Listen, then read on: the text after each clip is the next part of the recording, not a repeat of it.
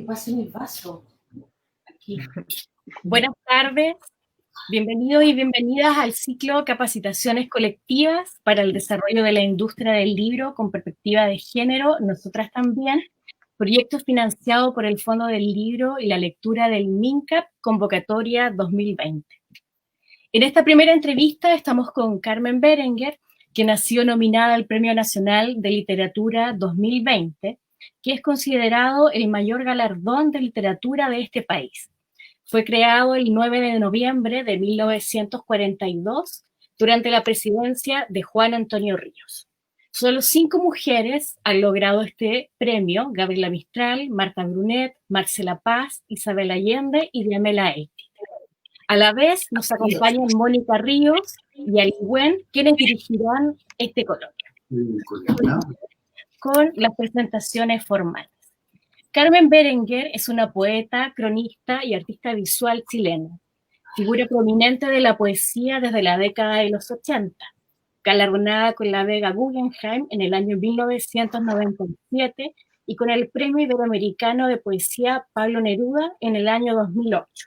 Carmen fue la segunda mujer y la primera chilena que ha ganado este premio. Ha publicado Bobby Sands Desfallece en el muro, Huellas de siglo, A media asta, Escribir en los bordes, Sayal de pieles, La mirada oculta, La fiesta pintada, La gran hablada, Mamá Marx, La casa de la poesía, Maravillas vulgares, Venid a verme ahora, Milay, Crónicas en transición y Obra poética, entre otros libros. Paralelamente, fue editora de las revistas Ojo por Ojo y Al Margen. Además, organizó en 1987, junto a otras escritoras, el primer Congreso Internacional de Literatura Femenina.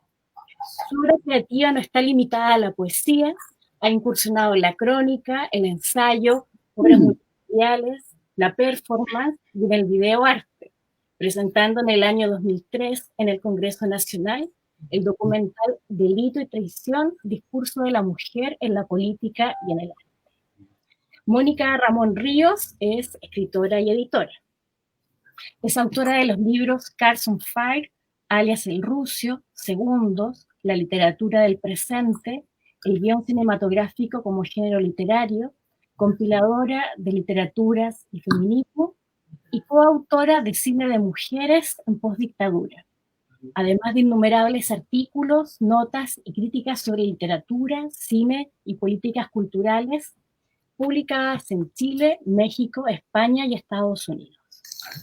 Es académica de Pratt Institute en Nueva York, parte de Auch, Autoras Chilenas Feministas, y es editora en Sangría Editora desde su fundación en el año 2008. Ali Wen, crítica de arte y curadora. Crítica, curadora independiente, docente e investigadora autónoma en temas de arte, anarquía, descolonización y sexualidad.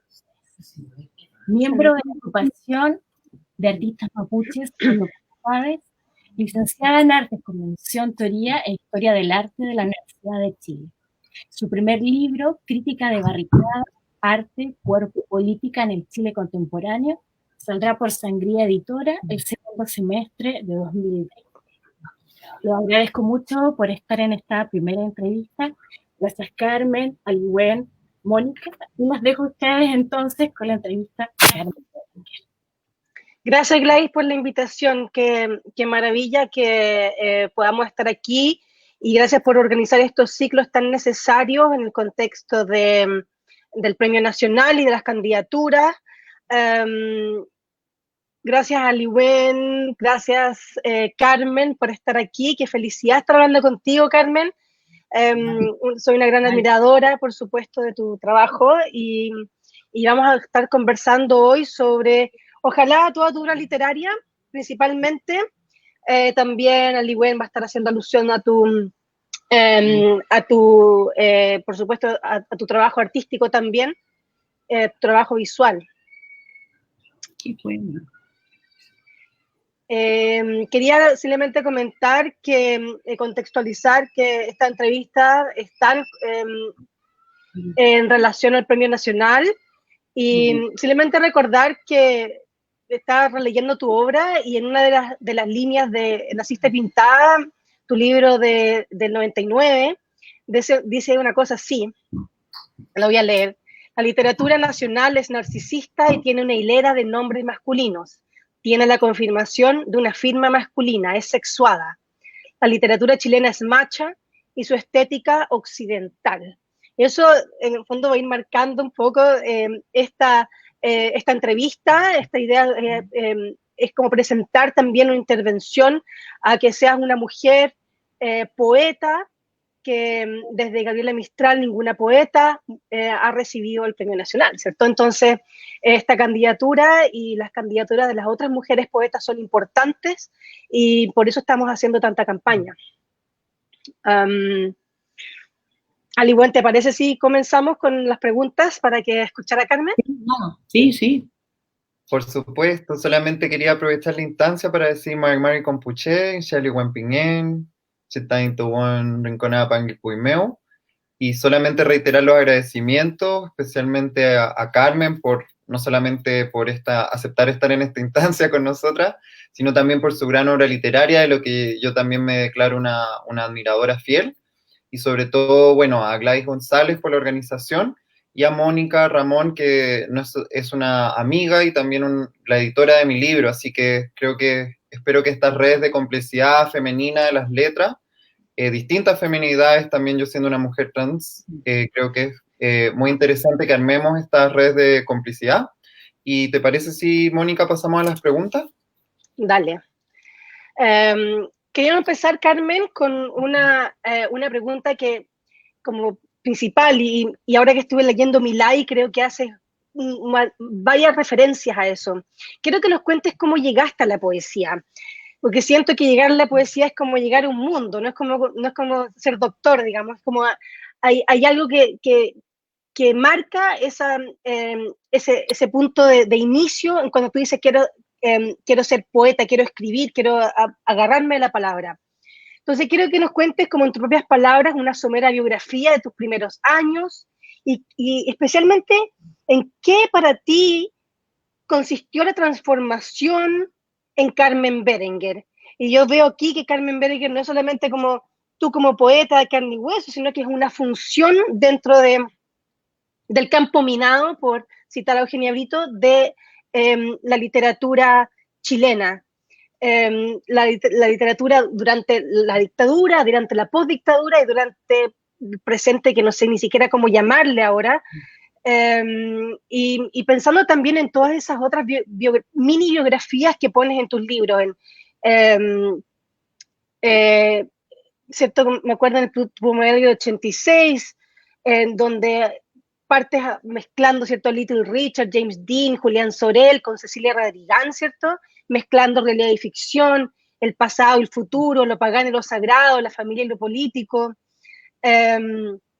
Luego en Naciste Pintada haces algo similar, y Milay en muchas maneras es eso también. Entonces, me interesan esos constantes posicionamientos tuyos, preguntarte por eso. ¿Cómo te convertiste entonces en Carmen Berenguer? ¿Cómo llegaste a la poesía y cómo fuiste transformándote como poeta?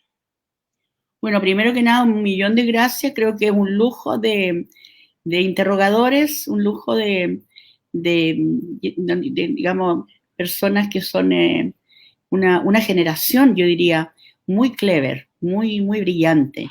Entonces, eso lo comentaba hoy día en la tarde con mi pareja acá, comentaba justamente la generación tan clever que son como que vienen, no aprendieron a leer, sino que nacieron ya leyendo. Entonces, desde esa perspectiva, fíjate, yo te puedo decir que yo parto de una familia, como se dice hoy día, no tradicional, una familia, ¿no? Tiene un nombre, esto se me olvidó en este momento, pero tiene un nombre. Una familia no me acuerdo. Es una familia que no es la familia normal, por así decirle, de clase media. Tampoco era una clase media, era una, yo diría, medio pelo más bien, más que clase media, que es el título que va a llevar mi próximo libro, Medio Pelo. Entonces, esa familia disfuncional, esa es la palabra, Yo no tengo problema de memoria, sino que es otra cosa. Disfuncional. Y esa familia disfuncional estaba compuesta por 3 mujeres, mi tía abuela que me crió, mi madre, largo de contarse que no les voy a dar esos tantos datos, sino que eso, y alguien que se nos allegó a nuestra casa, ¿no? Alguien que se nos allegó cuando nos echaron de una casa a la calle, como se usaba antes. Aquí la esclavitud y el patriarcado ha estado siempre. Y a nosotros nos sacaron de la casa por problemas económicos, obviamente, fue después del 49. O sea, imagínate. Entonces, después del 49, que hubo una pandemia también. Así que se empobreció mucha gente. Bueno, desde ese lugar, la tía Elvira era una mujer política, absolutamente. Yo diría que todas son políticas en mi casa. La tía Elvira era política, pero era de derecha. Y la tía, porque era vieja y ella quedó pobre de pronto, ¿me entendí? Entonces ella se creía más superior a los demás y era de derecha, alessandrista sobre todo. Y después la mamá era esotérica, así que era de una secta, digamos, que tiene un nombre también muy bonito, una logia se puede decir, desde los, bueno, eso. Entonces era religiosa ella, pero era absolutamente esotérica. Un día se le ocurría comer uva todo el día y comía todo el día uva, porque tenía que limpiar el cuerpo, ¿me entiendes? Esas cosas a mí yo diría que me inventaron como niña. Yo diría que fue una invención de niña, ¿me entiendes? Porque eran pura gente grande. Y se nos allegó una persona que nos ayudó cuando nos botaron a la calle, un amigo, un muchacho que era estudiante de la Universidad Católica y venía llegando del sur, ¿ah? Y Curimón, no tan sur, pero Curimón, y se nos allegó, que había estudiado los hermanos maristas, tocaba el piano, como 10 años, y dentro del tiempo largo que vivimos, lo llevaron preso y lo llevaron preso en el Cine Lux, y resulta que ahí donde atracaban toda la homosexualidad chilena, entonces nos enteramos que era homosexual, ¿ya? Bueno, él fue el primer amor de mi vida. Esto que estoy contando son infidencias y no creo que esto va a tener que repercutir en las otras cosas que puedo decir. Pero esa fue mi formación, una formación extremadamente libre en todo sentido, libre de cabeza y de tolerancia, sobre todo tolerancia, ¿ah? Pero una libertad inaudita. Así que tuve acceso a mucha lectura, muchas historias políticas, pero política de la casa, no te creas tú que era, diría Elvira iba ella al Congreso, pero no era, ella era un partido agrario laborista de la María de la Cruz. Y ahí comienza todo. Yo diría que desde ahí comienzo yo en un país en que la poesía es extrema.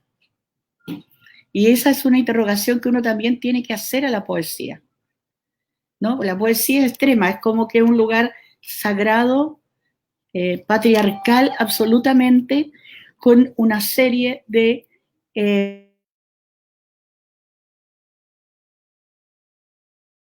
varios siglos, etc. Esa es la historia. Entonces, yo me hice poeta, yo creo que a uno le gusta, uno nace de alguna manera y le gusta leer. A mí me gustaba leer.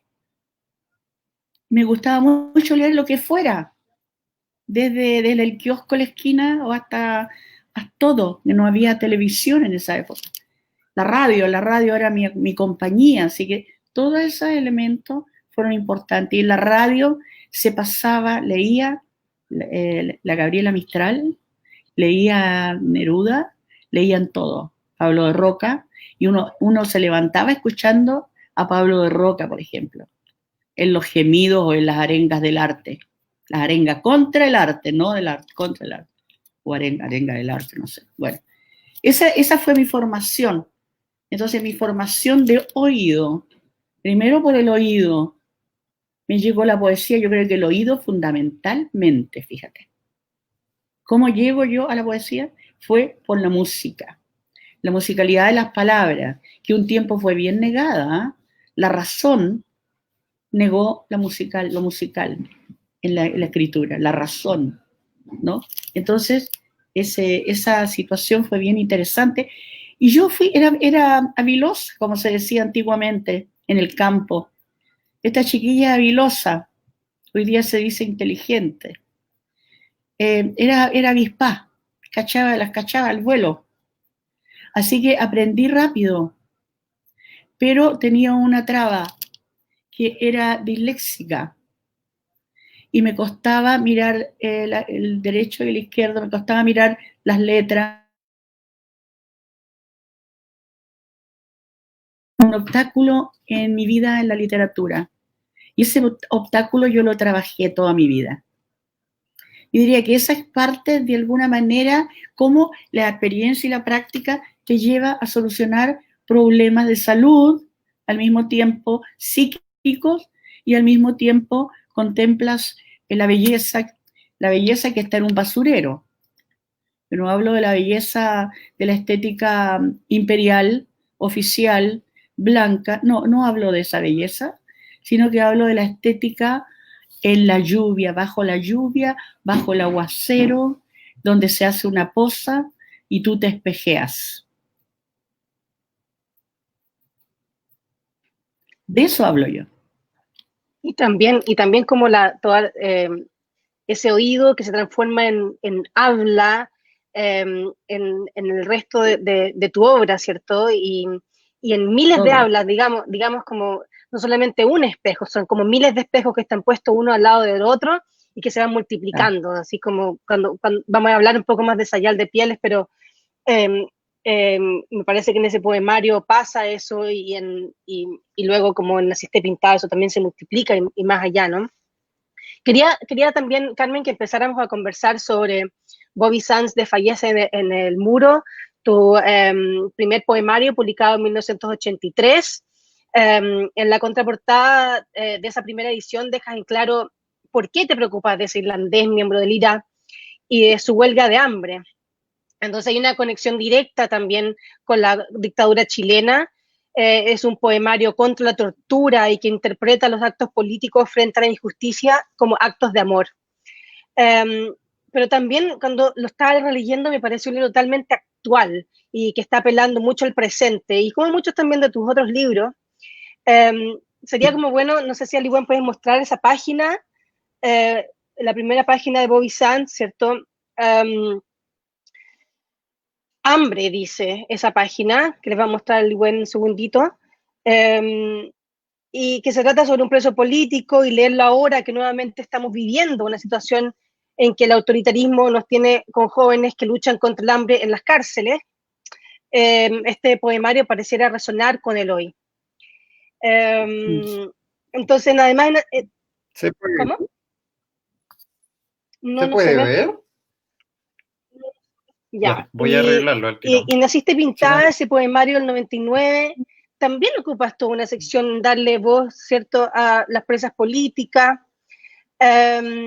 y también otra en que mapea lo que es hoy la Plaza Dignidad, que es como una constante tuya en tu obra. Entonces tú, ¿cierto?, vives ahí, la miras de tu ventana y escribes sobre ella. Entonces quería como preguntarte de cómo ves ese primer libro tuyo y en realidad como varias cosas que te obsesionan en tu obra, conectado al movimiento político actual, político, digamos, social, actual, y diríamos como un movimiento político que está como hirviendo debajo de la cuarentena. ¿Cómo lo ves tú, esa conexión? A veces se va un poco me perdí un poco, pero voy a retomar hacia atrás cuando me hablas de Bobby Sands. Sí. Bobby Sands, la verdad es que uno no tiene un razonamiento tan claro como para decir, para mí Bobby Sands fue esto, esto otro. Está claro que Bobby Sands llega a mi vida porque yo me impacté con algo que no comprendía tal vez. cómo alguien puede morir de hambre. Entonces yo pensé que ese era el problema porque en la época de Pinochet, en esos años, había hambre, mucha hambre, ¿no? Entonces relacioné, más que relacionar la descripción, como lo hacían a veces algunos poetas coetáneos,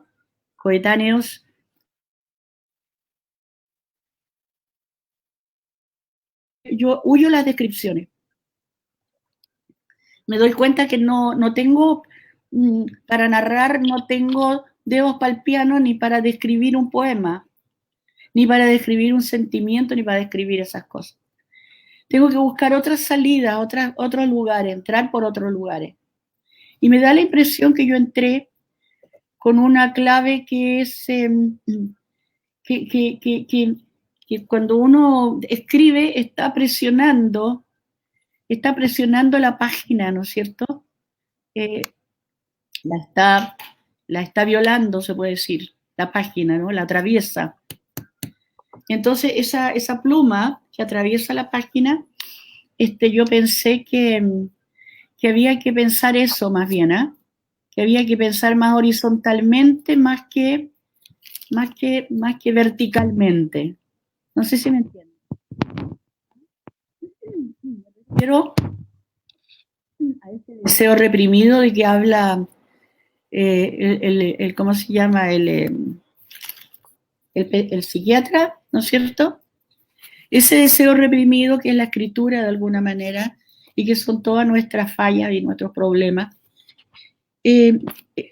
digamos, se dio cuenta ahí, habló ahí en la página, por esos derroteros más bien, ¿no? Me fui entrando a la página por la fuga, entrando y saliendo de la página. Así armé el libro, o traté de armar el libro así. Entonces, en ese sentido, te digo, tiene que ver con que la política de la época, en la cual yo estaba bastante inserta, yo pertenecía a partidos políticos, que me encantan, creo que aprendí mucho de la política también. Entonces, yo leo el contexto rápidamente, ¿cachai? Entonces me di cuenta, lo leí en el Mercurio, esta historia, me llamó la atención que fuera, digamos, la noticia fuera del Mercurio, y eso también repercutió en mí, y que fuera en los años 80 de la dictadura con hambre. Entonces esas tres cosas hicieron un clic en mi cabeza, y dije, no, yo tengo que escribir esto, Y ahí está también la poesía y está la crónica unida, ¿no es cierto? Hay una crónica porque recojo un momento crucial en Chile, crucial, porque ese mismo año el pueblo chileno se levantó también. En junio del 83 hubo una tremenda revuelta, ¿no? Hubo un estallido, de la cual fuimos parte. Entonces, todas esas cosas en conjunto tienen que ver entre la escritura, la crónica, el recoger, ¿no? Más que la contemplación. ¿Ah? Yo me escapo de la contemplación y tampoco dentro de la biblioteca, ¿me entiendes? Más a la calle. Como podría decirte una reportera del crimen. Oye, Carmen, ¿me escuchan? Sí, te escucho bien. ¿Y ven la página del poemario que tengo puesta? Sí, la veo. Ya, perfecto, porque ahora quería pasar a un ejemplo más contemporáneo, porque bueno, justamente tú hablas de la escritura de la calle y yo quería retomar este hilo justamente como la literatura que tú has producido desde la Plaza Dignidad, la recientemente rebautizada Plaza Dignidad, que es tu hábitat natural, ¿no? Llevas varios años también habitando la Plaza Dignidad y me gustaría que pudiéramos comentar, quizás haciendo una pequeña deriva, pero que tiene que ver de todas formas con tu escritura, con tu programa literario callejero, digamos, sobre la intervención lumínica del Delight Lab en el edificio de la Telefónica que ocurrió ahora el 18 de mayo. Maravilloso. A título del el hambre justamente vivida por los pobladores de la comuna El Bosque. Yo creo que dentro del campo cultural de la postdictadura, hemos sido demasiado complacientes con el discurso de que las artes y las letras se han despolitizado. Eso yo lo escucho por todos lados, abrazando con premura las regalías fugaces de la sociedad de consumo. Creo que esto es errado y te quería comentar, Carmen, por dos motivos. En primer lugar, porque es poco atento del dolor de muchos creadores y creadoras del periodo previo de la dictadura, tal como tú, afectados directa o indirectamente por la brutalidad, ya sea a través de algún amigo, de un familiar, o incluso la anécdota personal de tortura o de pobreza extrema. Me refiero a aquellos que pudieron sobrevivir la dictadura para contarnos hoy en día. Y sobre todo también pienso en el yugo artístico de los comités censores, de las policías secretas que acechaban cada giro del significante. No me parece muy atinado glamorizar los difíciles y fragmentados campos minados de la producción literaria bajo dictadura solo por la mera belicosidad del entorno. Por otro lado, en segundo lugar, yo creo que los artistas y poetas comprometidos con el dolor ajeno nunca se fueron. Y yo creo que la Carmen es fundamental en esta afirmación. De igual manera que en la postdictadura se ha visto un sinnúmero de crímenes de lesa humanidad en contra quienes exigen sus derechos, lo vimos ahora en octubre. Claro, quizás con menos frecuencia, pero es igualmente grave cuando ocurre. Las artes visuales y la literatura siguen denunciando aquellas vejaciones. Y lo que es maravilloso es que las artes siguen creando nuevos mundos posibles para doler y para sentir, cuando estos parecen estar claudicados por los noticiarios oficiales. Y yo estoy pensando en Sayal de Pieles, en Naciste Pintada, en Mama Marx, o incluso más recientemente en tus crónicas de la transición, que son obras en las que fuiste enunciando un contrarrelato deseante de aquella alegría amorosa que nunca llegó realmente. Pero el resultado es uno de aquellos momentos de la vida que imita el arte, que es este que le estoy mostrando. La accidentada acción artística de los hermanos Andrea y Octavio Gana, que si bien evidencia una continuidad histórica entre la dictadura y el ahora, es un momento mágico y triste que pareciera que estuviera escribiendo esta página 12 de Bobby Sands que les mostraba anteriormente, haciendo un offset urbano. Carmen, te quería preguntar, ¿qué pensaste cuando viste hambre impreso en este rascacielos? Mira, la relación entre la política y el arte, eso lo venimos practicando, como tú bien dices, y como tú lo haces también, como tú, las referencias que tú tomas de los años 80, se dio allí un espacio así, un espacio que quiso pensar el arte en una época compleja, pero también interrogando el arte, sobre todo interrogando el arte, ¿no? El arte en sus formas, desde Duchamp hasta ahora, ¿no es así? Entonces, todas las expresiones, digamos, estéticas y la estética que se vio en ese momento, desde el CADA hasta digamos, el arte de vanguardia, ¿no? De la pintura, desde la pintura, pero no es la pintura, sino que el cuestionamiento hacia la pintura, ¿no? La avanzada. Entonces, nosotros vivimos ahí mismo, vivimos ese movimiento, era nuestro movimiento mismo. ¿Ah? Entonces se fue generando una contracultura en ese momento porque era demasiado radical la pregunta y demasiado radical la puesta en escena. Y surgió como una política en ese sentido, se unió a la política en sus más internos conceptos.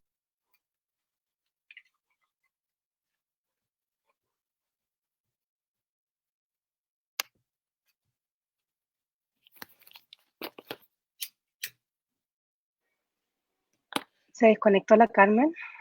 Parece que hubo un problema de señal. Un problemita de señal. Seguro ya lo vamos a poder solucionar. Voy a escribirle, o la Perfecto. Gladys, que está aquí como Claro. comentándonos, puede escribirle a la Carmen para que podamos continuar. Sí. Les ruego un poco de paciencia, muchas gracias por estar acá y tener la paciencia del cambio de hora y todo eso. Como dijo la Carmen, está ella en su casa en Las Cruces, Aquí Ahí. vuelve. Hola, Carmen, Hola. volviste. Cuando estaba nombrándolo, el epicentro radical de una tormenta, luego el arte, la poesía, se traspasa al arte, Juan Luis Martín, ustedes lo han leído, se traspasa con Zurita, Lotti Rosenfeld, es decir, un grupo de mujeres muy importantes, Luz Donoso, todas las que estaban, Diamel El Tito, obviamente, se produce ese sismo, fue un sismo, ¿ya? Pero interrogando y preguntando por otro tipo de arte, el arte testimonial, por ejemplo, interrogando las claves del arte testimonial y por qué y cómo, ¿me entiendes? Saliendo incluso del arte testimonial. Entonces, esa fue, y también preguntando las formas. Cuando sale el cuadro puede salir la pintura sale del cuadro, ¿no? Sale el cuadro, escapa el cuadro, ¿ya? Entonces, dejar el cuadro, que es una forma que ya lo hizo, qué sé yo, Duchamp, que lo hizo, ¿cómo se llama? Varios artistas importantes, Warhol, por ejemplo. Ya fue otra estética, ¿me entiendes tú? Basquiat de la calle, ¿no? El Basquiat de los 80. Nosotros estábamos en los 80 y estaba Basquiat, digamos, trabajando con las estéticas callejeras, los graffiti, digamos, lo que quedó, lo que está fuera del circuito. Y eso fue muy enriquecedor. Y para mí fue enriquecedor. Y Hambre está esa cosa conceptual. Lo interesante es que Hambre está puesto en lo que es el cono, ¿no? El falogocentrismo de nuestra cultura. Ahí está. ¿Ya? Entonces, por eso es muy interesante lo que ellos hicieron. Hambre de nuevo. Hambre que se repite y se repite ese hambre por las injusticias, solamente porque vivimos un país desde siglos marcado por la desigualdad. Claro, es que es como que este hambre va apareciendo cada tanto y también este edificio es como emblemático del neoliberalismo, ¿cierto? Que sigue apareciendo en tu trabajo una y otra vez, ¿cierto? Como recordando el hambre que lo sustenta. En uno de los poemarios, me acuerdo, dice algo así como recordemos que para que esto surja, para que esto viva de esta manera, tiene que estar sobre el hambre de muchos, ¿no? Aparece varias veces Son en otras tu... formas. ¿Ah? Se ubica en otra forma, ¿me entiendes? Se ubica desde la calle a la página, es un graffiti que se recoge de la calle, de la lectura de la calle, y sobre todo porque el autor del que murió, escribía con excrementos en las cárceles. ¿Te fijas? Escribía su poesía con excremento. Entonces, eso es demasiado fuerte. Entonces, esa es como el cuerpo va desaguando en la famosa la famosa inanición que se va produciendo, la falta de alimento. Cómo el cuerpo va evacuando los flujos, el excremento, y el excremento pasa a ser un elemento de arte. Entonces, bueno, esta hambre se posesiona ahí, como dice Mónica, ¿no? Esa es, sale el arte, sale, y la escritura le pasa lo mismo. La escritura sale de la página, desborda la página, no puede estar encerrada solamente en la página. Y eso también como que tiene mucho que ver con como tu performance como poeta, como Carmen Berenguer, en el sentido de que tú eres una de esas poetas que vida y obra no están, una sensación de que no están separadas, sino que es lo mismo, escribes sobre, por eso la crónica es tan importante. O sea, toda esa parte de Valparaíso que aparece en Naciste Pintada, ¿cierto? Donde aparece Néstor Perlonguer o que aparece junto con Brenda, ¿cierto? La casa de Brenda, y después empiezas a transformar Claro. esa crónica, ¿cierto? En una ficción y a cuestionar las mismas estructuras, ¿cierto? De la ficción, como cómo se cuenta esto. Pero quería como pasar, antes de pasar como más en profundidad a eso, quería preguntarte una última cosa que me queda dando vuelta de Bobby Sands. En un momento en ese poemario propones que que para encontrar sentido a los actos como extremos como esto, como es la huelga de hambre, que es como una especie de suicidio lento y doloroso, vuelves al amor. En Bobby Sands, la política es un acto de amor, y efectivamente, ¿cierto? El amor es política, y eso también se transforma como en tu misma literatura, como después, el amor nunca es romántico, nunca es como ese sitio que nos han adscrito las mujeres escritoras a hablar sobre el amor, que el amor es el amor de una madre conservadora hacia un hijo, o de una mujer hacia un hombre. Es mucho más que eso, el amor es una cosa mucho más compleja, que tiene que ver con una comunidad de poetas, que tiene que ver con una comunidad de artistas, que tiene que ver como el amor como una acción política. Entonces creo que esa intervención tuya es una intervención feminista, totalmente. En términos de literatura, esta es la manera en que nos vamos a referir al amor, y no en el amor romántico, no en ese amor, o en esa especificidad conservadora del amor materno, porque el amor materno sí aparece, o sea, la Carola sí aparece en tu poemario, nombrada, me acuerdo en Milay sí aparece, ¿cierto? Pero esa relación que tú presentas ahí entre madre e hija es totalmente no conservadora, o sea, como en el sentido que no es simplemente una función de cuidado, a pesar de que el cuidado está, es una función mucho más, podríamos decir, que se define en términos comunitarios. Y también estoy pensando en Sayal de Pieles, y en algunas secciones de Mama Marx, donde el amor se cruza con hablas televisivas, discursos mediáticos que modelan ese amor en términos conservadores. Y hay una rebelión ahí de tu letra feminista. Entonces, hablemos de ese feminismo tuyo, en que lo que consistió tu quehacer literario en este mundo, ¿cierto?, de hombres poetas, de hombres reconocidos, ¿cierto? También como en tu performance poética,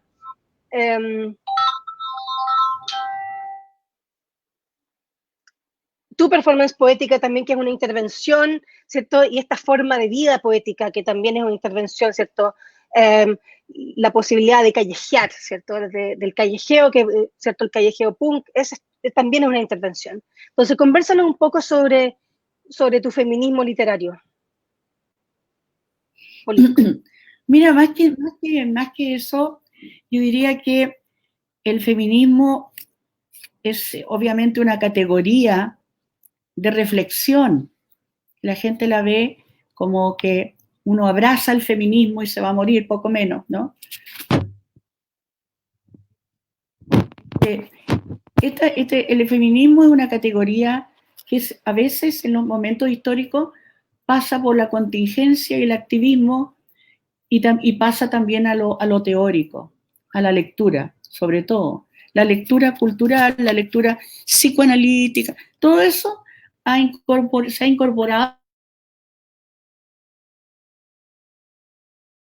más allá, cada vez más allá, el discurso feminista, porque hubo un momento que era hasta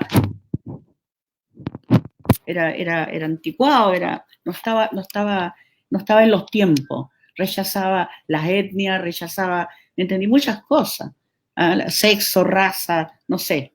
Entonces, ahora no, en los últimos tiempos, la contemporaneidad, el feminismo ha tenido un salto, un cambio, y está en la reflexión, está en la lucidez, y está sobre todo, fíjate, en lecturas filosófica, que a uno la van orientando. Entonces, la pregunta era, a mí nunca me gustó la frase porque la consideraba una norma. Entonces, era un poco, la idea era cómo salir de la norma de la escritura. ¿De qué manera se puede hacer eso? ¿Cómo pensar la escritura también? La escritura que no es la literatura. Como decía Roland Barthes, la literatura se estudia, ¿no? Lo decía con ironía, ¿ya? La literatura se estudia, pero la escritura no es eso. Entonces, empecé a darme cuenta que yo, con mucha intuición, no quería escribir como escribían otras personas, y pensaba que las cosas como el texto que tú me leíste, que la escritura y la literatura había que decir algunas otras cosas que no fueran de la misma manera. si eso es todo siempre, en literatura o en escritura, ¿no? Decirlas de otra manera. Entonces yo pensé de que la mujer, por ejemplo, o la escritura, casi un tropajo en este país, maltratado, muy maltratado. Desde la Gabriela Mistral, desde, no sé, todas las poetas y escritoras de los años 50, ¿no? Donde está Binet de Roca, que era bastante vanguardista. Bueno, hay una historia larga, larga, que hay que denunciarla en ese sentido, literaria. Estamos hablando de lo literario. Eso es cosa, había que pensarlo a la literatura, por un lado, y había que pensar también la escritura misma. ¿Cómo está constituida la escritura? ¿De qué palabra está constituida la escritura? Y la poesía te da un campo abierto en eso. La poesía es transversal a las otras formas rígidas. La poesía no puede ser rígida. Yo trabajé mucho el soneto, la cuarteta, la sexteta, ¿me entendís tú? Los tercetos de distintos poetas a lo largo del tiempo. Eso lo hacía, yo lo escribía como lo hacen los japoneses, ¿ya? O los que escriben. La caligrafía, ¿ya? La caligrafía que es tan bella. Esa manualidad de la escritura, esa es la forma. Pero la forma yo conozco la historia de la poesía, de alguna manera, han dado vuelta el signo. Pero los que a mí me dieron vuelta el signo fueron los queer. Los queer, ¿me entendís tú? Trabajaron dando vuelta el signo. Así como lo hacía Roland Barthes, ¿no? El signo pare, ¿ya? ¿No es cierto? Que murió atropellado, imagínate. Imagínate cómo el signo, lo fuerte que es el signo, ¿no? Entonces, Gilles Deleuze hablaba del aire, de, qué sé yo, la política, ¿no? Y bueno, murió asfixiado también. Ya, en fin, la cosa es que el signo es muy importante. Entonces, el grupo queer pensó también cómo podría el lenguaje dar vuelta al lenguaje. ¿Cómo podíamos cambiar forma de decir las cosas? En todo sentido, desde el amor, como tú dices. Fíjate que la Cristeva hace un análisis del amor maternal, pero yo diría que es lírico, de una maravilla que tú te llegas a quedar, digamos, totalmente coja. Realmente, la forma en que ella expone el amor en un estado maternal, pero es un amor, es un lugar de delirio psíquico, es psíquico, ¿no? Como ella es psiquiatra, es más allá de ella. Bueno, esa es la poesía, esa es la parte poética. Fuera, más allá, es el Dasein, más allá de sí. Esa es la parte poética. Pero las formas tienen que ser políticas, a mi juicio. Son formas de trabajar desde la sintaxis y desde las palabras incorrectas y desde los lugares manchados en la página, como decía Roland Barthes. Ese lugar manchado, Roland Barthes lo refería al levantamiento que hubo, ¿no es cierto?, la cantidad de sangre que quedó en la Revolución Francesa, ¿no es cierto?, la toma de la Bastilla. Él se relaciona la escritura, que la escritura tiene que tener las manchas de la sangre, ¿no? La sangre que quedó, la ignominia tiene que quedar escrita. Si no, no tendríamos a Shakespeare, ni a Cervantes. Cervantes en una cárcel, hablando de los sueños. Y esta parte, para nosotras, las salidas son en la reflexión, la locura y el análisis de los textos que escribimos, preguntando por qué escribimos esto. ¿Ah? ¿Por qué, no sé, por qué la página es blanca, por ejemplo? Cosas así, ¿no? ¿Por qué yo voy a escribir siempre una página en blanco? Entonces, esas cosas son parte y constitutivas, y yo diría son políticas. Fundamentalmente la literatura es política. porque se articula a partir de estrategias. Como bien dice Gilles Deleuze, que la poesía o la escritura hay que hacer un libro como una máquina de guerra, frente a una máquina de Estado.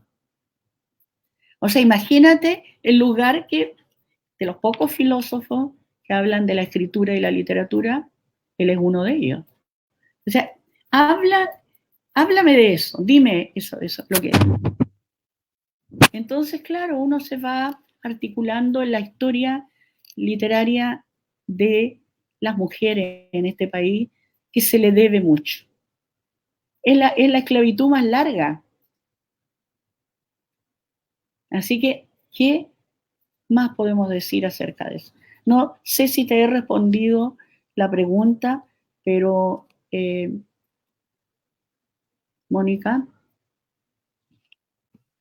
Creo que se quedó un poquito parada la imagen de Mónica, pero vamos a darle un segundito para retomar. Y bueno, quizás la verdad, Mónica va a seguir en este momento un poco en la pauta, pero nos vamos como una máquina de guerra de Lesiana, como una máquina de nomadía. Voy a tomar la palabra. Tú me hacías unas preguntas del tiempo actual que se está viviendo. Yo Sí, del tiempo dime. actual y de lo terrorífico, ¿no? Claro. Estamos viviendo una época terrorífica, realmente. Es cierto. Hay una dictadura parlamentaria, hay una dictadura de gobierno, ¿no es cierto? Claro, una dictadura blanda, han dicho algunos. No es blanda, es con claves modernas nomás. Uh-huh. Maneja la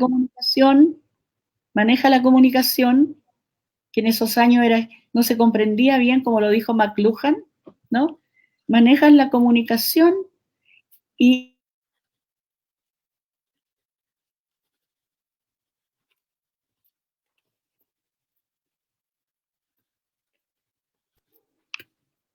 Carmen, discúlpame, te quedaste un poquito parada, pero un poco tomando... maneja las estrategias de guerra y sí. maneja las estrategias económicas. Uh-huh. Son economistas, ¿no? Claro. Oye, Carmen, yo hablando un poco de los nuevos regímenes de poder, digamos, de la censura del habla que vimos en la actualidad, me gustaría hacerte una pregunta, volver un poco atrás. Me gustaría que volviéramos a Huellas del Siglo, que bueno, es una publicación del año, hola Mónica, una publicación del año 86, y quería compartir un vídeo que creo que podría ilustrar un poco sobre Huellas del Siglo. ¿Se alcanza a ver? Sí. Sí. Bueno, ahí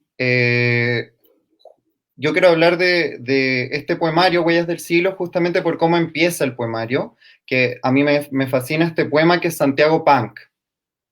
Es un poema que divaga entre una epopeya y una parodia de aquella subcultura proveniente de los jóvenes anarquistas de Gran Bretaña.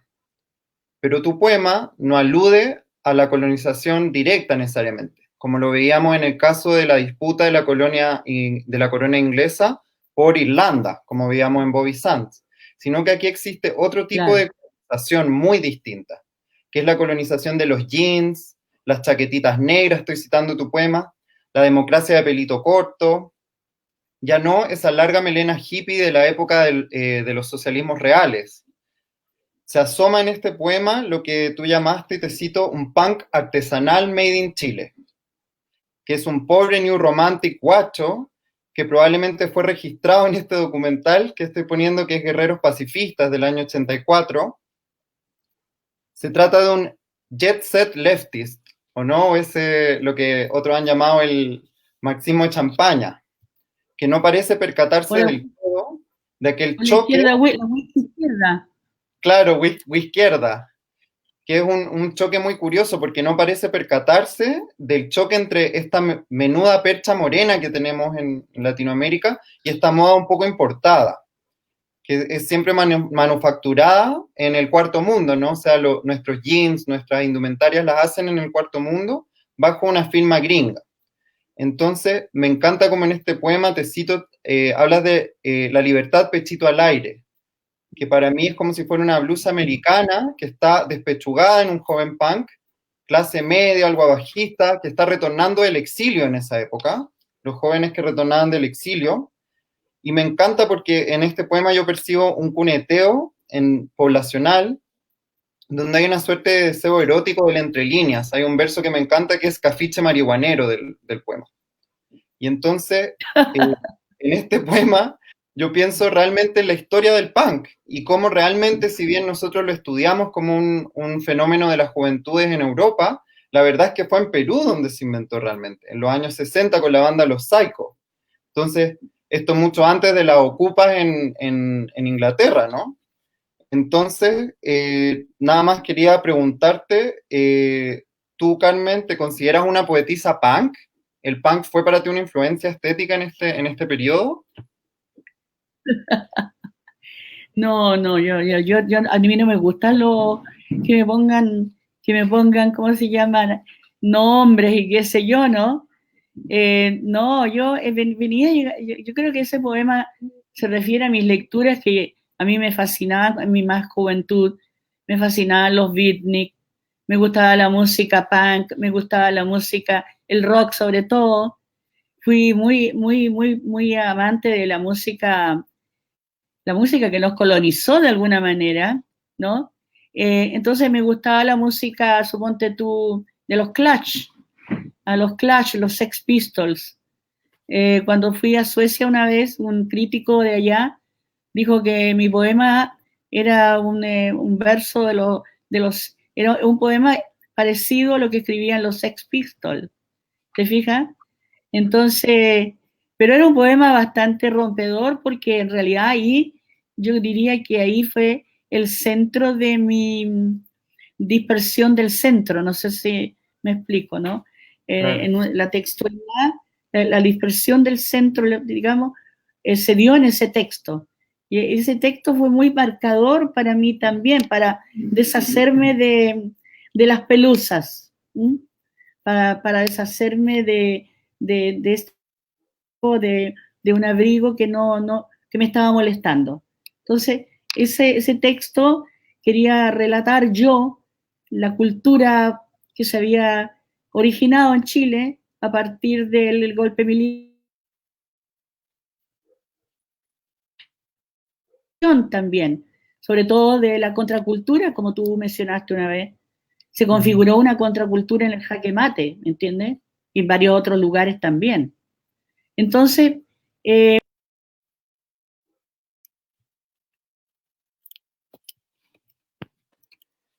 ya volverá la Carmen. Volverá. Sí. Pedimos disculpas a todas las personas que están revisando acá el live, agradecerles mucho por estar con nosotras ahora y nada, pedir disculpas también por los imprevistos técnicos que de todas maneras son muy recurrentes. Ahí llegó la Carmen de nuevo. Carmen. Hola. Sí. Bueno, eso era, digamos, muy desestructurador y yo te voy a decir que ese poema, curiosamente, salió así, salió tal cual. Yo le hice unas pocas rectificaciones y salió tal cual, pero es la mezcla de todo lo que yo, digamos, leía o donde yo estaba o qué sé yo. Y eso dio lugar al libro Huellas de Siglo, de alguna manera. Ese callejeo, ese momento, pero que yo sea punk de cabeza posiblemente, pero yo no sé, te digo, a mí no me gusta incorporar culturas a veces que son, yo soy también, mira, yo estuve en el movimiento hippie, yo lo vi, lo viví, cerca, muy cerca, en todo eso, y donde yo más me fijé fue ¿cómo se llama? En la psicodelia y ¿cómo se llama? En este grupo que se llamaba la izquierda norteamericana, Ken Casey, ¿me entiendes tú?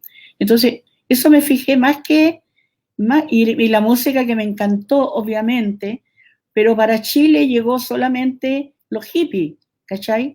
Los hippies que está bien, si hubiera sido real los hippies, o hubieran podido hacerlo, realmente habrían cambiado, idealmente también cambiaron, porque todos los movimientos cambian algo, pero en ese momento también estaban los grupos de witches, las mujeres guerrilleras, ¿cómo se llama? La guerrilla, la trinchera.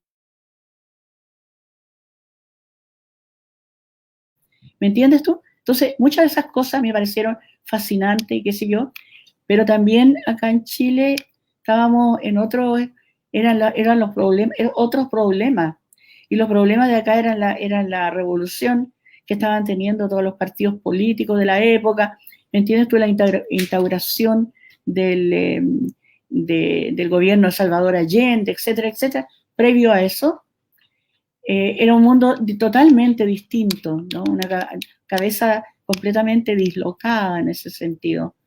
Y a mí me pareció que todos los arranques libertarios en Estados Unidos también eran los arranques también eran hermanados en ese sentido. Los movimientos de las mujeres, los movimientos de Guy Debord, por ejemplo, ¿no? Me fascinaba el discurso de Guy Debord. En fin, eran tipos pensadores. Lo que pasó en mayo del 68 es lo mismo.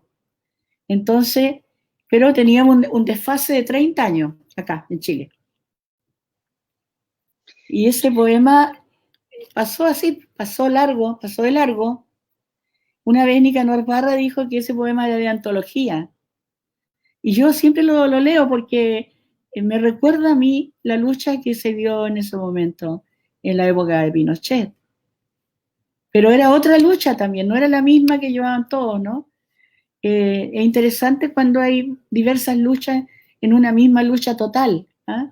Y eso hay que respetarlo. Entonces, eso me pareció muy bien. Sí, podríamos como ampliar un poco todas estas cosas que dijiste acá sobre tus procedimientos poéticos y estéticos. A mí personalmente, como yo estoy en Estados Unidos, me interesa mucho también la relación que estableciste con esos movimientos en Estados Unidos cuando estuviste viviendo acá.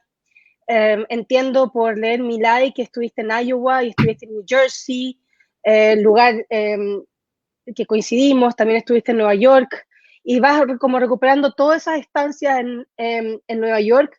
Me interesa mucho también cómo esa relación, o sea, cómo llamas Milay, ¿no? Esta referencia total a Vietnam, en cierta manera diciendo que esa presencia tuya es el sur en Estados Unidos y es una cosa que yo estando acá la veo siempre, ¿no? El sur está en este mastodonte moribundo del norte.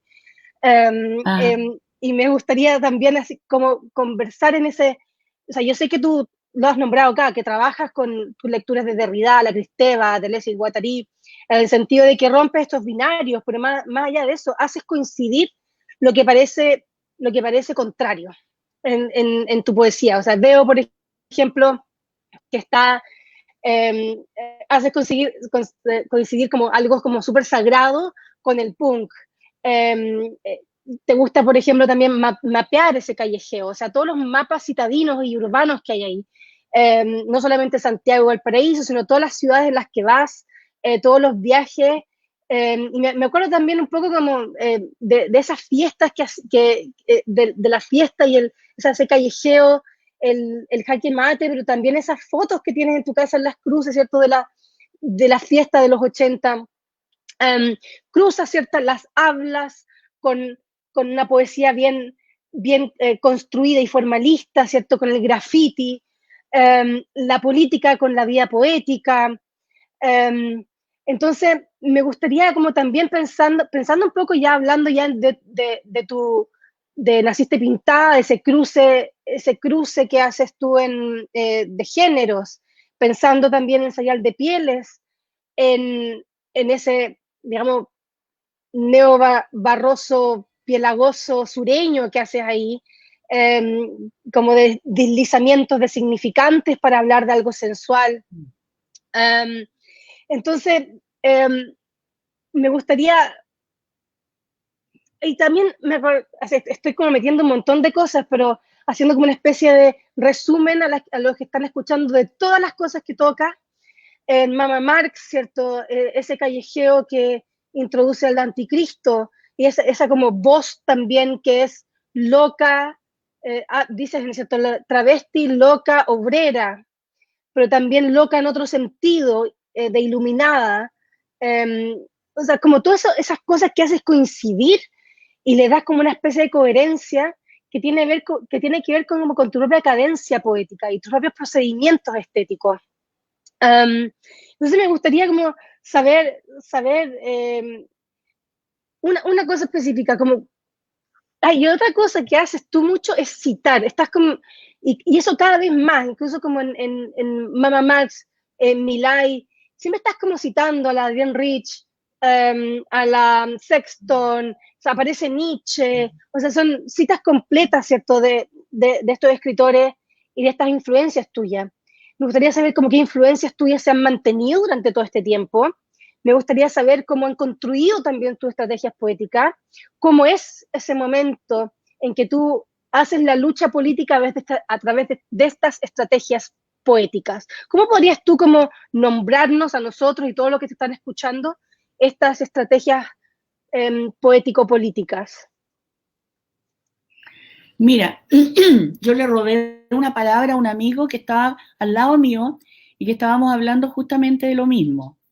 Y y él sintetizó en una palabra y yo se la robé. Digamos, el barrioco, estábamos hablando de eso. El barrioco, ¿me entiendes? Digamos, no es el barroco, el barrococó, como se pone en alguno, el barroso, como lo dice Berlonger, el Eduardo Espina lo dice ¿cómo se llama? El barrococó, ¿me entendís tú? Entonces, claro, yo más que nada el barrioco diría. ¿Eh? Y el barrioco te da todo eso, te da el almacén, el emporio, te da las vecinas, ¿me entiendes tú? La observación, te da la noche, el farol de la noche, las estrellas, ¿no? En los tejados, te da toda esa fantasía que uno puede incorporarla. Entonces, yo siempre pensé que mi escritura era como una cartera de mujer, porque metía todo ahí.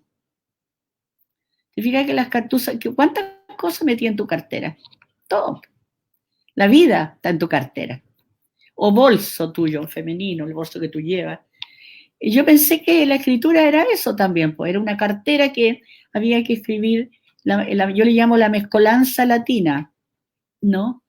La mezcolanza, el mix en música, ese mix de toda. No hay ninguna originalidad tampoco porque todas las escrituras y todo ya están dado y toda la diversidad también está dado. Ya tenemos la tecnología, tenemos formas de hacer las cosas así, ¿no? No en esa manualidad más lenta de los siglos anteriores. Entonces estamos en otro siglo, estamos en un siglo en la cual estamos en un siglo peligrosísimo, además, políticamente hablando, en un siglo de control, ¿no? Político, control total, por así decirte, por medio de todo esos aparatajes. Entonces, todo eso construyen realidades. ¿No?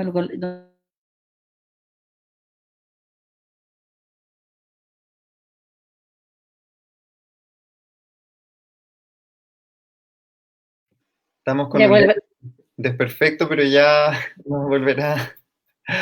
Va a volver. La poesía, te digo que no está ajena a todo eso. La poesía está en todas esas partes que uno le sale o le puede de mucha práctica. A lo mejor yo tengo ya mi estilo, no sé si es decir, creo que eso es re importante para un autor en la cual yo viví también, donde había gente como Diamel El Tit también, que son pesos pesados, ¿me entiendes tú? Como, qué sé yo, Zurita, como, digamos, autores tremendos. Entonces nosotros con Pedro, que yo era del grupo del MB, entonces nosotros pensábamos todos los días en cómo articular nuestros trabajos. Yo ya lo venía haciendo cuando conocí el MB, yo ya había salido y al MB le encantaba eso, decía, mira, tú hablaste de la tortura en la época de la dictadura y lo leías y toda la gente sabía que estaba hablando de la tortura y tú hablabas del loco chileno. ¿entiendes? Yo estaba hablando del, ¿no? Y como estoy casada con un científico, me dio el nombre científico, ¿va? Con cholepas, me sacaron de mi residencia acuosa, lo hicieron con violencia, tirones. Todo el mundo cachaba, en donde yo fuera a leer, yo buscaba esa complicidad tal vez. No era tramado esto, sino que se dio esa complicidad de entenderme con el dolor de los demás, con el dolor mío también, porque cuando uno escribe los dolores es porque uno pasa por esos dolores, no es que el dolor esté fuera de uno. Entonces la representación escritural te deja fuera de todo eso. Uno no puede trabajar con la representación en nada, ni en el arte, ni en el... Pues ahí está la vida, ahí está la experiencia que hablaba Benjamin, ¿no es cierto? La subjetividad de la experiencia. Ahora la forma es tal como uno las ponga, la forma las busca uno de acuerdo, como que dijese, como un vestido. A mi tía Elvira iba a hacerse un vestido donde la modista llegaba a la casa y lo desarmaba entero porque no le gustó el vestido, como se lo dejó. A uno nunca le gusta cómo le dejan las cosas, ¿te fijáis? Vaya a la peluquería y te deja como un mamotreto. A mí me hacían unas cuestiones como ¿cómo se llama? Como la boloco. Cuando me iba a peinar a la peluquería, quedaba como la boloco, con una cuestión aquí adelante. ¿Cómo es posible? Yo no soy la boloco, por Dios. Entonces, todas esas cosas uno le cargaba. Y mi tía Elvira llegaba y se hacía el vestido con alfileres. Y salía a la calle con vestido con alfileres. Y yo miraba asombrada el arte que tenía ella para hacerse el vestido. Bueno, esa es la escritura, pues. Uno se hace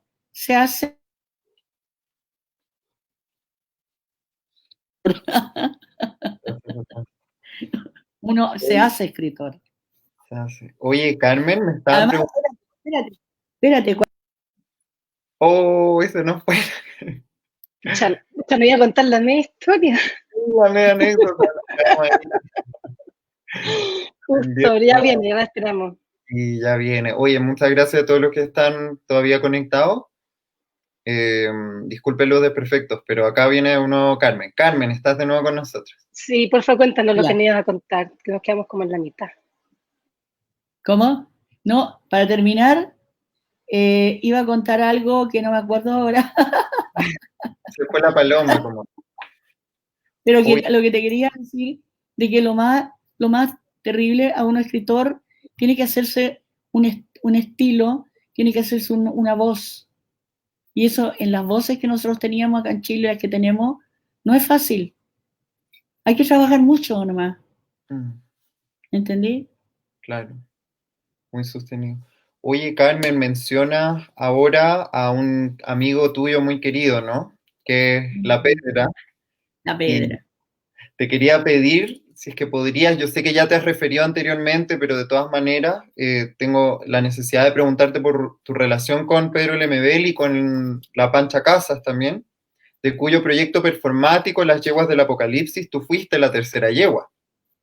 Me gustaría que nos hablaras un poco, si es posible, de dónde es que emergen estas redes de complicidad artística que son subversivas y sexodisidentes a la vez, y también sobre tu participación en diferentes grupos literarios politizados. Estoy pensando, por ejemplo, en lo que fue el proyecto de la Universidad ARCI, o también cómo ustedes, de cierta manera, también influyeron en la dirección de la Sociedad de Escritores de Chile. Ahí un poco por momentos más marginales y luego incluso apropiándose de ese espacio que es muy importante y que ha sido muy significativo. ¿Podrías contar sobre cómo emergen las yeguas, qué les motivaba sus acciones y cómo colaboraban en concebir y en realizar estas performances? Llegó Mi Gato Bodega. ¿Cuál es la relación entre la corporalidad estridente que veíamos en las yeguas y tu corpus como poeta también? ¿Tú ves harías un símil ahí, una comparación? Mira, yo diría que a partir de las circunstancias históricas de la vida, estábamos ahí, ¿entendís tú? Estábamos juntos. Entonces se dio esa empatía. Como te digo, Pedro se acercó a mí por el poema Concholepa, que yo siempre lo cuento, y le llamaba la atención cómo yo trabajaba un poco la realidad, pero también cómo trabajaba también la ironía, ¿entendí? Había una ironía que nunca la han descifrado en mis escritos, Mi pareja solamente lo ha descifrado, que dice que yo soy un Buster Keaton, ¿te fijas? Entonces, el único. Pero había un Buster Keaton metido ahí, entre medio, de todo. Entonces estábamos hartos de la política, estábamos hartos de todo, y se dio una luz en un momento en que quisimos romper con todo también, ¿no es cierto? Lo que le pasa a muchos artistas. Se dio una luz, un momento, que eran los años, yo te diría, 87 por ahí. Yo diría que, espérate, lo gravitante fue el Congreso. Yo ya conocí a Pedro, y también lo gravitante fue el congreso que hicimos en la Sociedad de Escritores, de la cual nadie habla. Hicimos un congreso ahí en la Sociedad de Escritores y Escritoras, que yo ya peleaba por ese lugar. Escritores y escritores lo hicimos en el año 83. Y ahí estaba Pedro, y etcétera, etcétera. Estaba la Soledad Bianchi, que yo leí el texto de la Soledad Bianchi, ¿cachai? Entonces ya hay un antecedente de congreso hecho así, ¿no? A la mala, como decían, a la negra, cuando no hay plata, ¿no? No hay dinero para hacer las cosas, se dice que se trabaja a la negra, ¿no? No había dinero, entonces lo hicimos a mano. En los años 80, a Lemebel, me llamaba la atención, él era un hombre bastante especial, te voy a decir, andaba siempre disfrazado, ¿eh? Yo le decía Nosferatum. En esos años se usaba mucho el polvo blanco, mi hija también, andaban con polvo blanco en la cara, eran como una estética del New Way, ¿me entendiste tú? Y todos de negro así, parecían verdaderamente zombies en la calle o en fin. Entonces era y los labios bien pintados, bien expresionista en esa época. Entonces, claro, se dio, y con Pedro hicimos mella en la escritura. Él era más tradicional que yo, lo debo confesar. Él era más tradicional en la escritura. Él escribía cuentos, a pesar de que hay algunos cuentos que son bien reveladores, ¿no? Pero a partir, yo diría, del Congreso, nos empezamos a juntar. Y empezamos a mí llegó un amigo mío con un texto que se llamaba Diálogos de Gilles Deleuze, y yo se lo leía todo el tiempo. Entonces yo pensaba, como decía Gilles Deleuze, que uno ya está preñado de otros, es decir, como nada es original. Hay un arte que está dada ya, que está dado, no sé si me entienden. No es Pedro Lemebel, ni Pancho Casas, ni yo, sino es un conjunto, y eso lo describe muy bien ese devenir que describe Gilles Deleuze, devenir mujer, devenir arte, etcétera, etcétera. ¿Te fijas? Y siempre también el feminismo se pensó como un lugar móvil, no como algo estancado, no como ese feminismo estancado, no, móvil. Y el arte también se pensaba así, móvil. Entonces era esa la relación que teníamos de descifrar signos, ¿ah? Sin ser sabio competente, como dice Violeta Parra, y salir a la calle a fumar pito, a degustar la vida y a pensar en lo maravilloso que es desconstruir el mundo. Yo diría que la desconstrucción estaba ahí metida. Pero antes que hubiéramos leído a Derrida, incluso, ¿me entiendes tú? Estaba ahí ya, la subversión. Genial. Oye, Carmen, ¿sabes qué? La verdad, yo creo que nos vamos a quedar con muchas cosas en el tintero porque ha estado muy interesante, muy estimulante la conversación, y ahora en otras instancias que tendremos que organizar para seguir hablando de tu obra, de tu vida, de los distintos contextos que van también, si bien parten o pasan por tu obra, van mucho más allá y son tan dinámicos, tan exquisitos. Así que me tocó a mí un poco por interno hacerte la última pregunta, y no me quería quedar sin preguntarte por Sayán. Yo me siento hija de Francisco porque yo iba mucho a su casa, somos muy amigues con su hija. Entonces te quería preguntar, ¿cómo fue que llegaste a proponer el proyecto a esa casa editorial que están enigmáticas,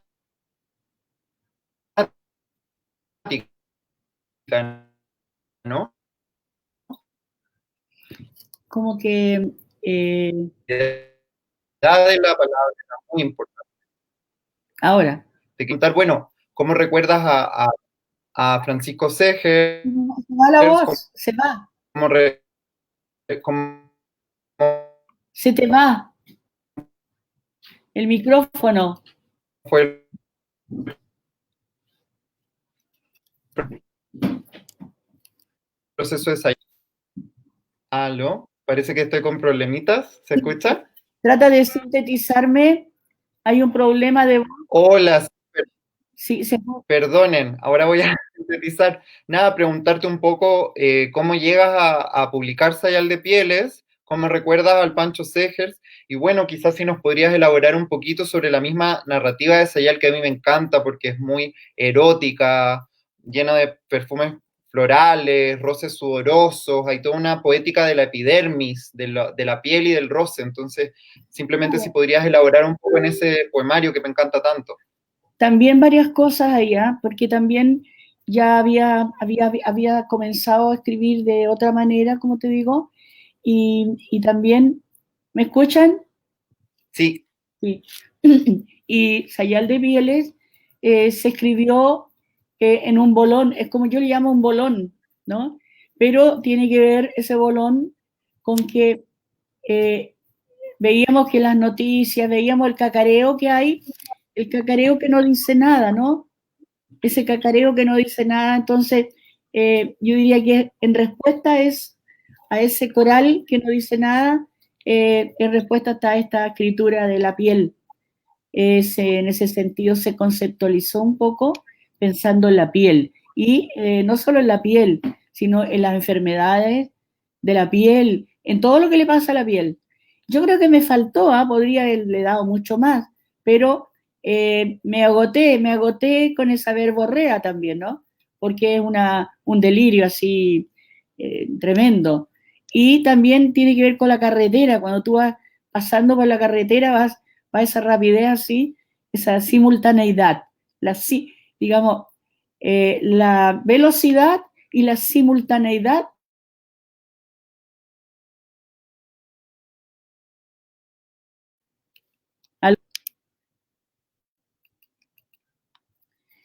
Simultaneidad, ¿escuchan? La simultaneidad y la velocidad. La velocidad y la simultaneidad. La velocidad de la textualidad, de los significantes, te la da los significantes.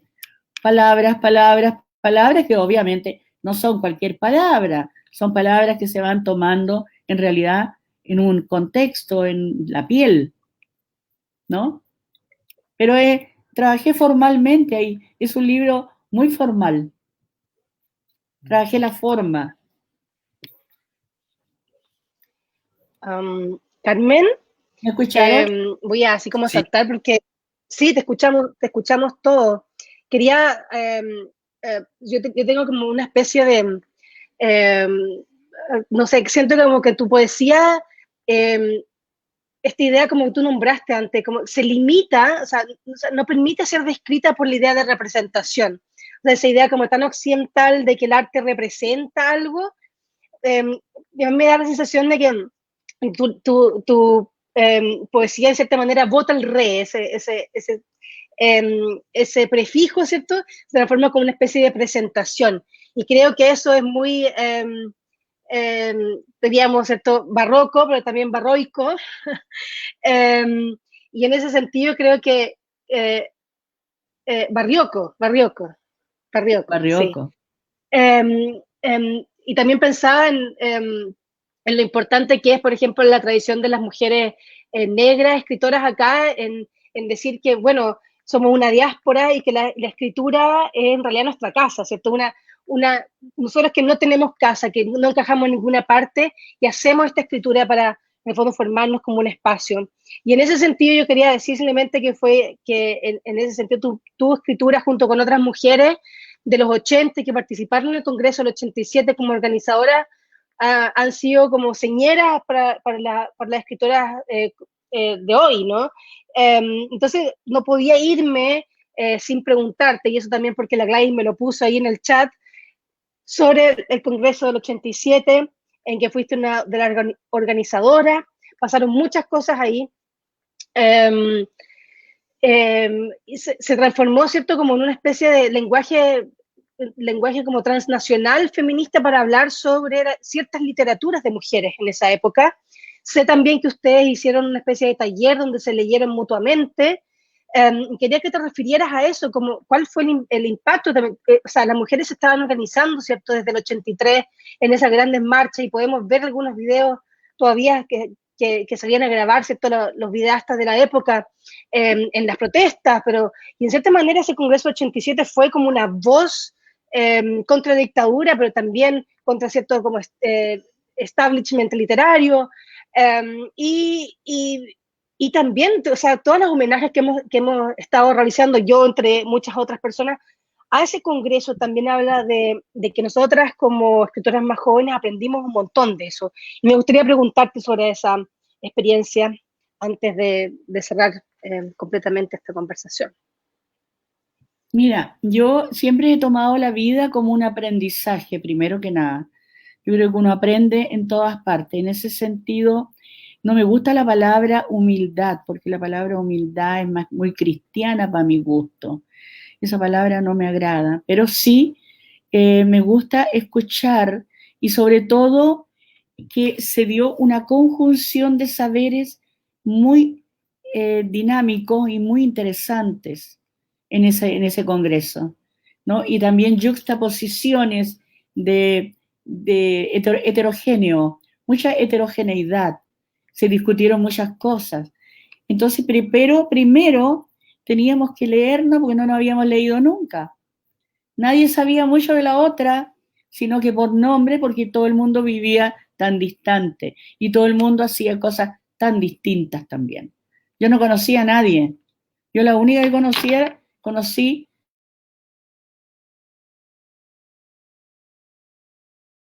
yo estaba en la sociedad de escritores y una vez fue ella y me mandó a decir que le había gustado mucho Bobby Sands. No me lo dijo ella, me lo dijo una amiga de ella. Entonces yo no la conocía, pero cuando, bueno, se fueron dando... Justo nos perdimos esa parte. ¿Quién? Que nos conocíamos, te digo, no nos conocíamos. Ah, pero ¿quién te dijo que te le gustaba Bobby Sands? Que nos perdimos esa parte porque se cortó el internet. Ah, la Diamela se le mandó a decir. El Zurita me dijo, oye, a la Diamela le gusta mucho Bobby Sands, ¿eh? Y yo no la conocía, sabía quién era, qué había hecho y todo, pero nunca había hablado con ella. Entonces, bueno, se dan cosas así, ¿no? Cosas, conjunciones de cosas. Y la verdad es que a pesar de que tampoco teníamos claridad totalmente de si nos gustaba lo que ellos hacían totalmente, ¿me entiendes? También teníamos nuestros reparos. Todos tenían reparos con todo. Eso es normal, es parte de la vida. Pero fíjate que en una cosa estuvimos conscientes, de que esto era político, de que había que elaborar estrategias para poder estar juntas, de que no importa que fuéramos mujeres, que aquí no había espejos, los espejos de quién soy yo la más bonita, quién es la más bonita, ¿no? Aunque lo hubieran, pero no estaba eso. Y se dio esa suerte de profesionalismo literario, pero en un aprendizaje. Fue aprender a trabajar juntas a pesar de las diferencias. Entonces, pero había algo que nos unía, que era la literatura de mujeres. Cómo pensamos y cómo interrogamos lo que nos ha pasado. Y yo diría que ese fue el link.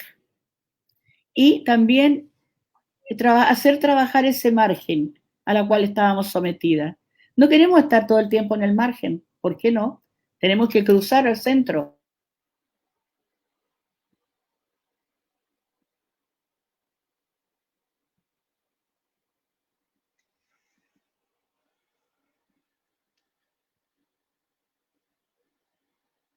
Bueno, parece que perdimos a la Carmen un ratito. De nuevo va a volver. Ahí se está. Hola, de nuevo. Oh, se cortó. ahí viene, Se nos aquí fue la está, Carmen. no te vayas todavía, Carmen. Todo eso se vio, ¿me entiendes? Se vio. Fue bien peleado, fue complicado, etcétera, entre nosotras. No todas éramos iguales, ¿no? Pero sí hubo un tema en el centro y ese tema se hizo. También fue como un espacio donde crearon una serie como de vínculos transnacionales y pareciera como que esa manera de hacer literatura también fue resonante para otros países, y todas las mujeres que llegaron de todo, digamos, de todo el hemisferio, fue como una cosa medio hemisférica, llegaron, o sea, gente que fue mis profesoras acá en Estados Unidos habían estado, habían escrito sobre los trabajos de ustedes, o sea, hay como una conexión, se armó algo muy bello ahí y que creo que merece todos los homenajes que ha tenido. Porque la Macielo, la Jane Franco, la Mary Luz Pratt, la Gwen Kirkpatrick, todas ellas habían vivido la calle de la época del 69, el movimiento feminista norteamericano. Ellas lo vivieron en carne propia.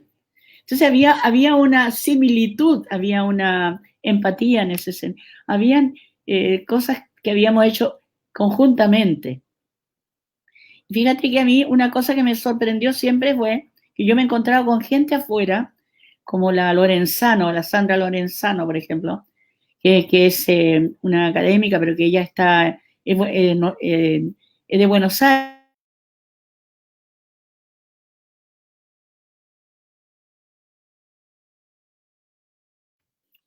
Pucha, el internet no nos quiere acompañar. Y la mejor parte. Internet, sí, contamos puras como historias buenísimas. Ahí vuelve la Carmen. Ahí vuelve a volver. Ya. Claro, había mucha empatía en ese aspecto con la gente de los vecinos, las vecinas, vinieron al Congreso. Entonces, el Congreso no fue nacional, el Congreso fue internacional, se internacionalizó. ¿Y con qué? Con las patas y el buche, como dicen acá. ¿No entendiste tú?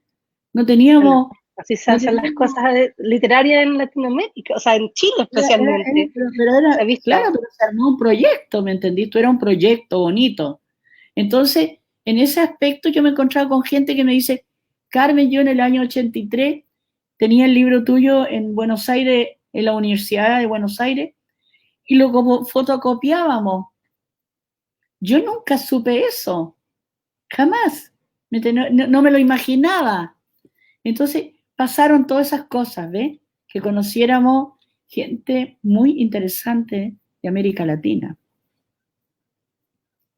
Bolivia, vinieron de Bolivia, poetas de Bolivia.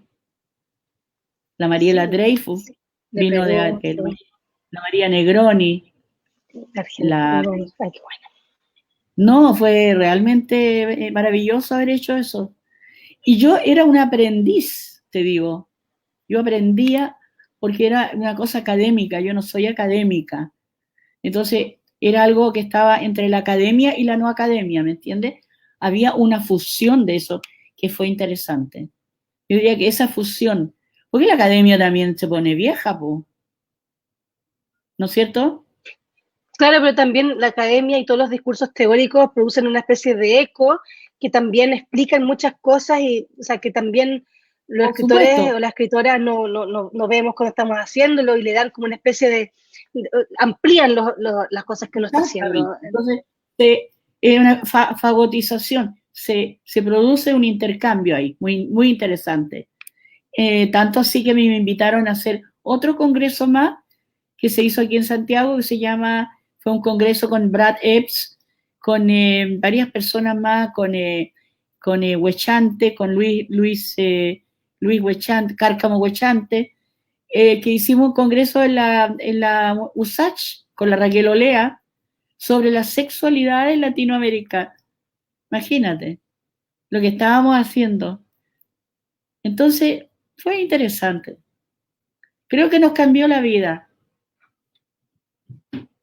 Y no solo a ti, Carmen, también creo que fue como en un mundo cuando yo empezaba, no sé, a estudiar literatura y tenía, todos mis profesores eran hombres y leíamos a puros hombres, o sea, era súper importante para nosotros tener estos ejemplos que en realidad lo hacíamos entre los pitos y la cerveza en los patios, leíamos a estas otras maestras. Así que, ¿qué podemos decir al Liwen? Es como súper interesante esta conversación. Y de todas maneras, Carmen, que nos quedamos cortísimos de esto que hemos hablado. Muchísimas gracias por conectarte desde Las Cruces.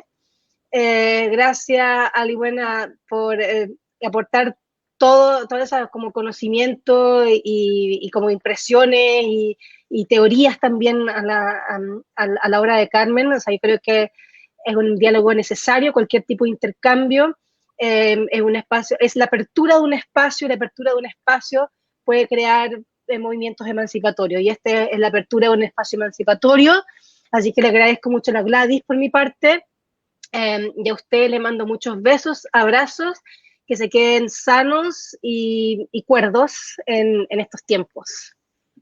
Dentro de lo posible.